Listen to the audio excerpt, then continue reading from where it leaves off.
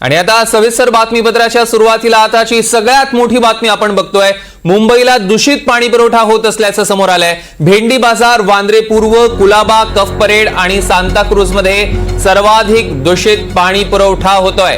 महापालिकेच्या वार्षिक पर्यावरण अहवालातनं ही बाब समोर आली आहे। जलवाहिन्यांच्या जाळ्यांची वेळोवेळी साफसफाई न केल्यास पाण्याचा पुरवठा दूषित होण्याची शक्यता आहे। मरीन ड्राईव्ह, काळबादेवी, एन वॉर्डातील विद्याविहार, विक्रोळी पार्क साइट या भागांना शुद्ध पाण्याचा पुरवठा होत असल्याचं समोर येत आहे। जोई जाधव आपले प्रतिनिधी आपल्यासोबत जोडले गेले आहेत, त्यांच्याकडून अधिकचे अपडेट्स आपण घेणार आहोत। जोई,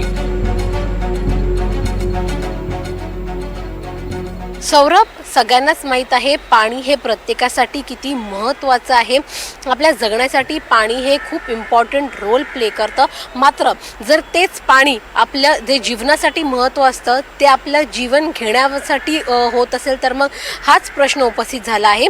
त्याचं कारण म्हणजे की मुंबईमध्ये सध्या दूषित पाणी पुरवठा केला जात आहे।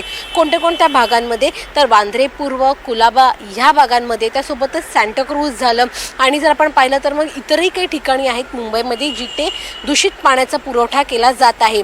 मुंबईमध्ये दिवसाला जर आपण पाहिलं तर मग 3950 दशलक्ष लिटर पाणी पुरवलं जातं। मात्र हे जे पाणी आहे ते पाणी मोठमोठ्या जाळ्यांमधून पास होतं आणि भांडूपमध्ये वॉटर ट्रीटमेंट प्लांट आहे, तिथे पाणी ट्रीट करून ते मुंबईला पुढे दिलं जातं। म्हणजेच काय तर पाणी स्वच्छ केलं जातं।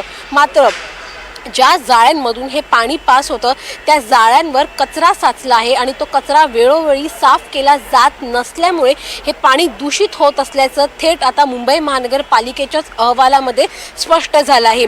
पाणी जसं मी मगाशी उल्लेख केला सगळ्यांसाठी महत्त्वाचं असतं जगण्यासाठी, मात्र आता तेच पाणी जीव घेणं ठरत आहे, कारण का दूषित पाण्याचा पुरवठा केला जात आहे। इतकंच नाही तर जे ड्रेनेज सिस्टीम आहे, सुएज आहे, त्याच्यामधून देखील पाणी पुरवठा होत आहे। त्यामुळे अक्षरशः गटाराचं पाणी हे नागरिकांना पुरवलं जात आहे। विशेष म्हणजे जे स्लम एरिया आहे, झोपडपट्टीचा भाग आहे, त्या नागरिकांना हे पाणी हा पाणी पुरवठा केला जात असल्याचं इथल्या नागरिकांचंच म्हणणं आहे।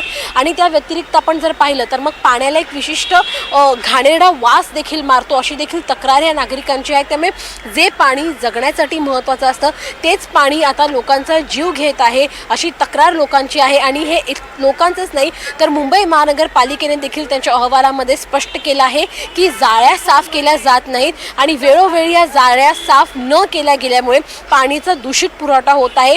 त्यात पावसा आहे, पावसामध्ये वारंवार आवाहन देखील केलं जात आहे नागरिकांना की तुम्ही पाणी जे आहे ते उकळून प्या, कारण का दूषित पाणी आहे। परंतु उकळणं हा एक दुसरा पर्याय झाला, जाळ्या साफ करणं हा प्रथम पर्याय आहे, ज्यासाठी मुंबई महानगरपालिका इतका पैसा खर्च करते। मात्र इतका पैसा खर्च करूनही जर जाळ्या वेळोवेळी साफ होत नसतील आणि मुंबईकरांना दूषित पाणी पुरवठा होत असेल तर मग या इतक्या कोटी रुपयांचं नेमकं होतंय तरी काय, कोण हे पैसे खाते, हाच एक मोठा सवाल आता सगळ्यांच्या पुढे उपस्थित झालाय। कारण का मुंबईकरांच्या आरोग्याशी अक्षरशः खेळण्याचा हा प्रकार दिसून येतोय। निश्चितच जोई, या संदर्भातले अधिकचे अपडेट्स आम्ही घेऊ। तुर्तास धन्यवाद।